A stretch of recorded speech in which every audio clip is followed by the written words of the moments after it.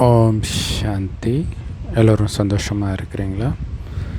So இந்த தேர்தலில் யாருமே எதிர்பார்க்காத அளவிற்கு ஒரு புரட்சிகரமான வெற்றி அடைந்த தவிக தலைவர் தளபதி விஜய் அவர்களுக்கு வாழ்த்துக்கள் தெரிவிக்கிறோம். ஸோ நிறைய பேர் அவர் 2% கூட வாங்க மாட்டார், 10% கூட வாங்க மாட்டார், இப்படியெல்லாம் சொல்லிகிட்டு இருந்தாங்க. கடைசியில் எல்லாருடைய கணிப்பும் மக்கள் பொய்யாக்கி இருக்கிறாங்க. ஸோ இன்னொன்று அவர் எம்ஜிஆரோட கம்பேர் பண்ணி தன்னை பேசிகிட்டு இருந்தார் இல்லையா? ஸோ அதை நிறைய பேர் நக்கல் அடித்தாங்க.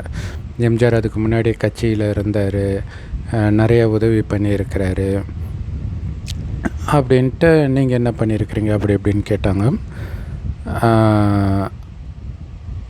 ஸோ விஜய் அவர்கள் உதவியே பண்ணலை அப்படின்லாம் சொல்ல முடியாது. அவர் அமைதியாக அவர் பண்ணிட்டு தான் இருக்கிறார். அவருடைய பர்த்டேக்கு ஹாஸ்பிட்டலில் அந்த குழந்தைங்களுக்கு செயின் போடுறதெல்லாம் ஆரம்பத்துலேருந்தே அவர் பண்ணிட்டு தான் இருக்கிறாரு. அடுத்தது அரசியலோடு அவர் எதுவும் இணைச்சிக்கலை. அவர் என்ன போராட்டம் பண்ணார், என்ன குரல் கொடுத்தாரு அப்படி இப்படின்னுவாங்க. ஸோ இப்போ என்னென்னா, இதையெல்லாம் எம்ஜிஆர் அவங்கெல்லாம் கட்சியில் இருந்திருக்கலாம், ஆனால் இல்லாமல் இருந்திருந்தாலும் அவங்க ஜெயிச்சிருப்பாங்க அப்படிங்கிறத தான் விஜய் அவர்களுடைய வெற்றி நிரூபிக்குது. ஏன்னா அது அந்த தனி மனிதனுடைய அந்த larger than hero image. So அதோடைய வசீகரத்துக்கு தான் ஓட்டு வருது. ஸோ அது நிறைய இடங்கள் அப்படி தான் இருக்குது. ஸோ விஜய் அவர்கள் அப்படியே வந்தார், எலெக்ஷன் நின்னார், ஜெயித்தார்.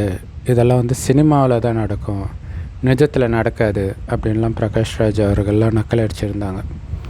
ஸோ நிஜத்திலும் அது நடக்கும் அப்படிங்கிறத சாத்தியப்படுத்தி இருக்கிறார். ஸோ ஒரு கடந்த 6 மாதமாக தான் அந்த எலெக்ஷனுக்காக தீவிரமாக இறங்கி வேலை செய்ய ஆரம்பித்தார்.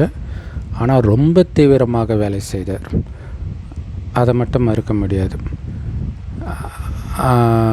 இன்னொரு விஷயம் என்னென்னா, அவர் ஆல்ரெடி பயங்கர செலிப்ரிட்டினால் கூட்டமும் கற்பனை கெட்டாத கூட்டம் அவரை பார்க்க வந்தது. அதில் ட்ராஜடிலாம் கூட ஆச்சு.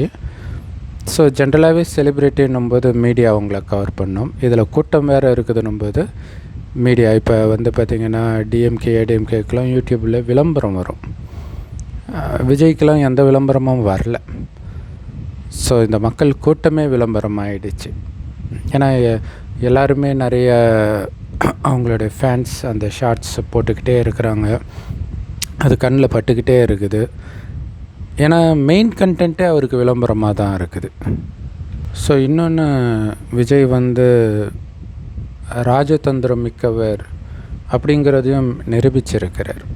ஏன்னா அப்படின்னா, அவர் ஆரம்பத்தில் அவர் சொல்லக்கூடிய கொள்கைகள் எல்லாமே அப்படியே டிஎம்கே என்ன சொல்லுமோ அதை அப்படியே சொல்லிகிட்டு இருந்தார்.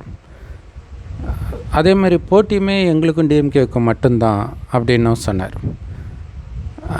அதே மாதிரி பார்த்திங்கன்னா, அந்த முஸ்லீம் ஃபங்க்ஷனுக்கு தொழுகை பண்ணார், அப்புறம் சமத்துவ கிறிஸ்மஸ் வச்சார். ஆனால் பொங்கலோ தீபாவளியோ இதெல்லாம் கலந்துக்கலையே அப்படின்னு வந்தது. ஸோ அப்போ ஏதோ அவரால் வெளியில் வர முடியாத அளவுக்கு ரெஸ்ட்ரிக்ஷன்ஸும் இருந்துச்சு கரூர் பிரச்சனையினால். பட் இருந்தாலும் அது ஒரு குறையாகவே இருந்தது. இந்து சம்மந்தப்பட்ட எதுலேயுமே அவர் கலந்துக்கவே இல்லையே அப்படின்ட்டு. அதாவது இப்போ சமீபமாக கூட பார்த்திங்கன்னா முட்டி போட்டுக்கிட்டே சர்ச்சில் நடந்து போயிருப்பார். ஆனால் அந்த இடத்துலையும் போகிற வழியில் கோயிலுக்கும் போய் சாஷ்டாங்கமாக விழுந்தெல்லாம் கூட இருக்கிறாரு. பட் எதிர்கட்சியினர் வைரலாக்கி விட்டது அந்த சர்ச்சில் முட்டி போட்டது மட்டும்தான். இப்போ மக்கள் மனசில் இவர் இந்துக்கு விரோதமானவர்ன்றதை உருவாக்குறதுக்கு ட்ரை பண்ணுறாங்க. ஸோ அதுவுமே அவருக்கு சாதகமாகிடுச்சு. அதுக்கு பிறகு ஏன் அப்படின்னா, ஒரு சிலர் இந்துக்கு விரோதமானவர்களாக இருந்தால் தான் ஓட்டே போடுறாங்க. இந்து அல்லாதவர்கள். ஸோ அது அது வந்து அவருக்கு சாதகமாக ஆச்சான்னு தெரியல. ஏன்னா மற்றவர்கள் பெரும்பாலும் வந்து அவருக்கு ஓட்டு போட்ட மாதிரி தெரியல, நான் கேட்டது வரைக்கும் மற்ற மதத்தினர். ஸோ அதுக்கப்புறம் எலெக்ஷன்லாம் முடிந்த பிறகு அவர் வந்து நிறைய இந்து கோயிலுக்கு போகிறது, சாஷ்டாங்கமாக தரையில் விழறது, சீரடி சாய்பாபா கோயிலுக்கு போகிறது. ஸோ இதெல்லாம் பார்க்குறோம். ஸோ இதே வேகத்தோடு அவர் எலெக்ஷனுக்கு முன்னாடியே பண்ணியிருந்தால் அவருக்கு ஒரு முத்திரை குத்தியிருப்பாங்க. ஏன்னா எல்லாருமே வந்து பிஜேபியோடைய பி டீம்ன்ட்டு இவங்க அவங்கள குறை சொல்கிறது, அவங்க இவங்கள குறை சொல்கிறது. ஸோ அதில் சிக்கிக்க கூடாதுன்றதில் ரொம்ப கவனமாக அவர் இருந்திருக்கிறார். ஏன்னா அப்போவே இந்து கோயிலுக்கு போயிருந்தால் உடனடியாக அவருக்கு அப்படி ஒரு சாயத்தை பூசியிருப்பாங்க. ஸோ ஒரே ஒரு வாய்ப்பு கொடுங்க அப்படின்னு கேட்டார். ஏன் அப்படின்னா, இப்போ விஜய் அவர்களை வந்து நடிகராக தெரியும், மக்களுக்கு அவர் மேலே அன்பு இருக்குது, நம்பிக்கை இருக்குது. ஆனால் அவர் ஆட்சி செஞ்சு பார்த்தது கிடையாது இல்லையா? அதுதான் இங்கே முக்கியமான விஷயம். அப்போ அது வந்து வாய்ப்பு கிடைச்சாதான் திறமையை காட்ட முடியும்.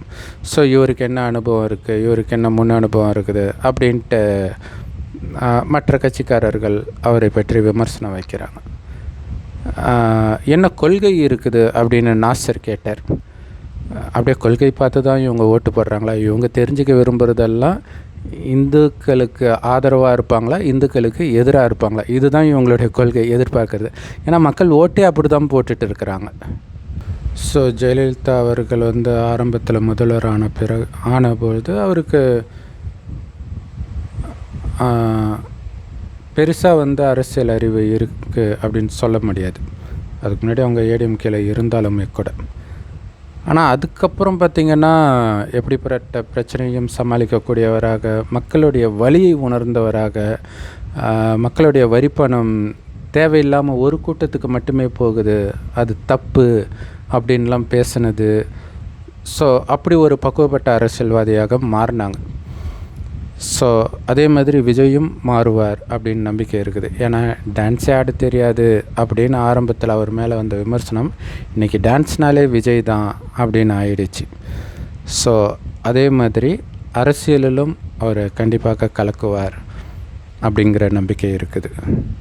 ஏன்னா விஜய் அவர்கள் வந்து இந்த பிரச்சனைகளில் வரும்போது அவருக்கு எதிராக நிறைய விஷயங்கள் ஆரம்பத்திலேருந்தே சோஷியல் மீடியாவில் வர்றதெல்லாம் என்ன விமர்சனம் வருதோ அதை அப்படியே டக்குன்னு தன்னை அதுக்கேற்ற மாதிரி மாற்றிக்கிட்டார். அப்படியே மாற்றிக்கிட்டே வந்தார். அந்த ஒரு தப்பையும் கட் பண்ணிக்கிட்டே வந்தார். அப்புறம் இன்னொரு முக்கியமான விஷயம் என்னென்னா, அவர் வந்து ப்ரெஸ்ஸை சந்திக்கவே இல்லை இல்லையா? அது ஒரு பெரிய விமர்சனம். ப்ரெஸ்ஸை சந்தித்தா தானே தெரியும் அவருக்குள்ளே என்ன இருக்குதுன்ட்டு அப்படின்னாங்க. ஸோ எம்ஜிஆர் அவர்களும் ப்ரெஸ்ஸை சந்திக்க மாட்டாராம். அவர் கேட்டதுக்கு நான் மக்களை சந்திச்சுக்கிறேன். ஸோ அது உண்மைதான். ஒருவேளை விஜயகாந்த் அவர்கள் கூட, ஏன்னா விஜயகாந்த் அவர்கள் வந்து சூப்பர் திட்டம்லாம் எடுத்துகிட்டு வந்தார். அவர் மட்டும் ஒருவேளை ப்ரெஸ்ஸை சந்திக்கிறத விட்டு இருந்தாலே அவருக்கு பிரச்சனை இருந்திருக்காது. ஸோ அந்த தவறை நம்ம பண்ணிடக்கூடாதுங்கிற ஒரு மிகப்பெரிய பாடத்தை வந்து விஜய் அவர்கள் கற்றுக்கிட்டு இருக்கிறார். ஏன்னா உண்மையில் அவருடைய வெற்றிக்கு ப்ரெஸ்ஸை சந்திக்காததும் ஒரு முக்கியமான காரணம். ஸோ அதுக்கு பதிலாக ஆதவ அர்ஜுனா வந்து ரொம்ப பக்காவாக ஹேண்டில் பண்ணுறார். விஜயோடைய மிகப்பெரிய பலம் ஆதவ அர்ஜுனா. ஸோ அதேமாரி கூட்டணி இருந்தால் தான் ஜெயிக்க முடியுன்றதே ஒரு விதமான பிம்பம் தான். இதில் வந்து சின்ன சின்ன கட்சிகள் வந்து குளிர் காஞ்சிட்டு இருந்தது அப்படிங்கிறத இது நிரூபிச்சிருக்குது. ஆக்சுவலாக இவர் கூட்டணிக்கு கூப்பிட்டாரு, பட் ஆனால் யாரும் வரலை. இவர் மேலே நம்பிக்கை இல்லை யாருக்குமே. ஒரு சிலருக்கு எச்சரிக்கை இருந்தது, ஏன்னா மக்கள் எப்படி போவாங்கன்னு தெரியாது. ஏன்னா இன்னொரு விஷயம் என்னென்னா, விஜயகாந்த் அவர்கள் அவ்வளோ ஓட்டு வாங்கினதே எல்லோருக்கும் பெரிய ஆச்சரியம்தான். ஆனால் விஜயகாந்த் அவர்கள் வந்து நம்பர் 1 கிடையாது சினிமாவில், 3வது இடம் தான் இல்லை? ரஜினி, கமல், அதுக்கு அடுத்தது தான் அவர், பிரபு, அப்படி வரும். அப்படி இருக்கும்போது இவர் சூப்பர் ஸ்டார் இல்லையா, நம்பர் 1 இடம். ஸோ அப்போ கண்டிப்பாக இவர் வந்து இந்த இடத்தை பிடித்தே தீருவார். அப்படியே பிடிக்கலைன்னா 2வது இடம் வேணால் போவாரே தவிர 3வது இடம் போக வாய்ப்பே கிடையாது அப்படின்னு தான் நினச்சோம். ஆனால் முதல் இடத்துல பயங்கரமான ஒரு வெற்றியை அடைஞ்சிருக்கிறார். பட் இருந்தாலும் தனிப்பெரும் மெஜாரிட்டி கிடையாது எந்த கட்சிக்குமே. ஸோ வேறு யாராவது கூட்டணியில் சேர்த்து தான் அவர் ஆட்சி பண்ணணும். மேபி ஒரு வேளை அவருடைய ஒய்ஃப் சங்கீதா ஒரு பிரச்சனையை எழுப்பாமல் இருந்திருந்தால் தனிப்பெரும் மெஜாரிட்டி கூட விஜய் அவர்கள் பெற்றிருக்கலாம். ஸோ வரலாறு படைத்த விஜய் அவர்களுக்கு மீண்டும் வாழ்த்துக்கள். ஓம் சாந்தி. தேங்க்ஸ் ஃபார் வாட்சிங்.